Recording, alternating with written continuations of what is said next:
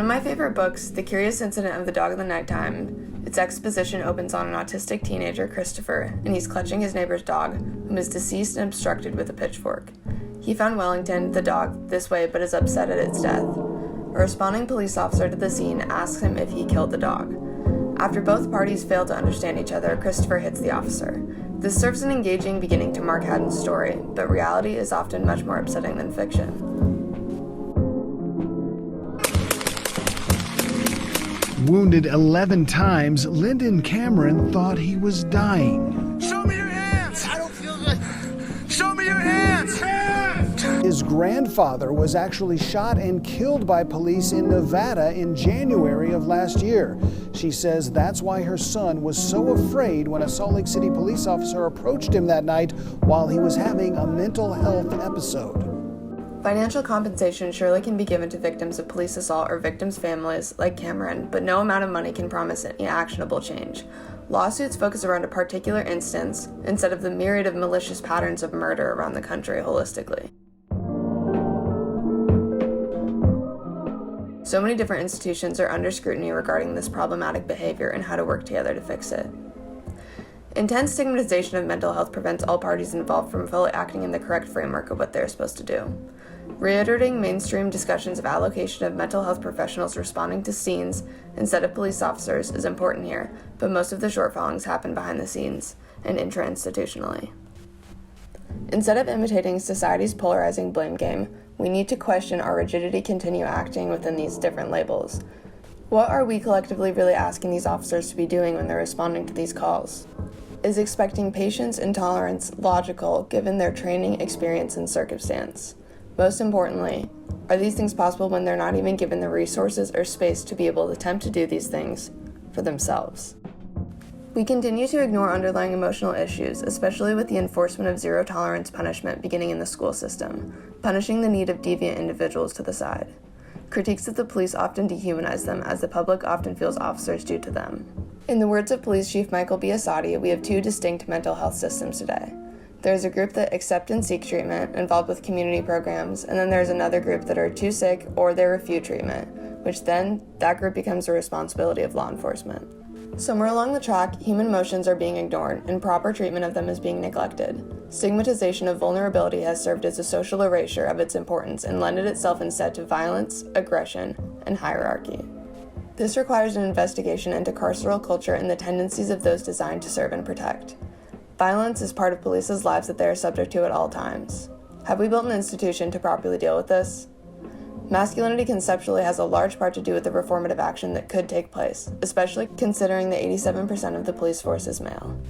Masculinity is not inherently male, but showcases norm conformity well. Societally, there seems to be a strict recipe of what creates masculine auras, with little room for variance. Inherently, masculinity is supposed to establish several hierarchies, such as men over women, white men over men of color, and straight cis men over gay, bisexual, or trans men. In response to this pressure is the precarious manhood paradigm. Men who feel ashamed for violating norms of not being masculine enough, somewhat ironically, respond with violence or aggression when their manhood is being threatened, even though the issue is often that they aren't being quote-unquote aggressive enough for their masculine nature. We know that police murder under the veil of removing a threat while in the line of duty, performing what they feel is an aspect of their job, over-aggression being part of that. Understanding masculinity's link to violence outside of occupation lends itself to a continual urnal actions within. He stopped breathing. He died. In a study analyzing 45 different North American suicide cases, there were 3 different categories. 1, domestic desperation. 2, workplace justice. 3, school retaliation. Stressors of hopelessness, marginalized masculine identities, and loss of control in their lives contributed to these categories. This tendency towards violence and aggression is directed not only at others, but also towards the self. 89 police officers have lost their lives to suicide so far this year. According to the National Law Enforcement Officers Memorial and Museum's 2021 mid-year report, 28 officers were killed by gunfire, 38 were killed in traffic accidents, 18 were killed in other ways, like drowning in an attempt to save someone, 71 died due to COVID-19, and 89 officers have died by suicide. These 89 are not marked as line-of-the-duty deaths. Within the span of 2019, 238 officers took their own lives. This was a high peak, but there is typically a fairly consistent number each year. What is unique about these deaths versus deaths that do get marked as in the line of duty is that there is no quote-unquote playbook investigation to figure out contributing factors. Moreover, the Police Executive Research Forum, a nonprofit organization, were the ones who did this investigation.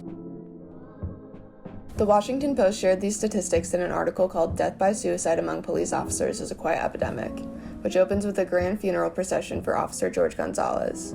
He was killed in the line of fire in the summer of 2021 when a man unprovoked stabbed him.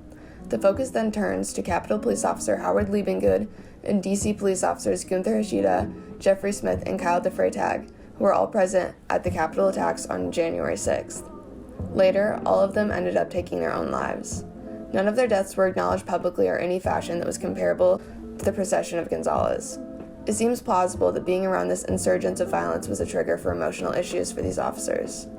These emotional issues were likely already being buried deep, and they were forced to come to the surface without a safe place to harbor them. The author of the article assuages this point, stating, "And the numbers show that mucking around in society's underbelly, working daily around tragedies they are powerless to change, the conflicted fraternity that upholds honor but punishes honesty, a nation that is slowly getting tired of giving an entire profession the benefit of the doubt, all of it is wearing on them."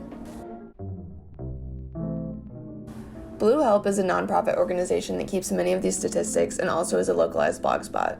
Here, many friends and family share their stories of how the troubling nature of police officers taking their own lives, as well as the lack of support they received, in addition from contempt from other officers in many cases. Even when it is in their own people, the police ignore the needs of the victim even after death, not questioning what led them to take their own lives. They ignore emotions that cross their paths to continually serve and protect and immerse themselves again in the violence of this country. With this in consideration, I know that responsibility for violent actions need to be taken by those involved. Yet these situations are so individualized in nature that it's impossible to guarantee a misfire that takes a life will repeatedly, consistently be avoided in a similar manner. Lyndon Cameron's family gained financial restitution, for example, but money will never take back his assault and sustaining trauma. In order for our society to be able to hold police officers responsible for these negligent actions, they need to be given the proper and safe space to recognize the affectations of what they are committed to enforce daily. American society is by no means wrong in calling out corporal culture's adornment of zero tolerance of deviance, masculine hierarchy, and a motive fallback of violence is sickening. Even the sick deserve compassion. Have we come to a self-fulfilling prophecy of failure, where the collective expects such an on and robotic behavior of the police that we have turned a blind eye to those who don't operate that way, within an institution who are employed to keep us safe? I think everyone deserves a little bit of an apology, even the police who were failed by their own people.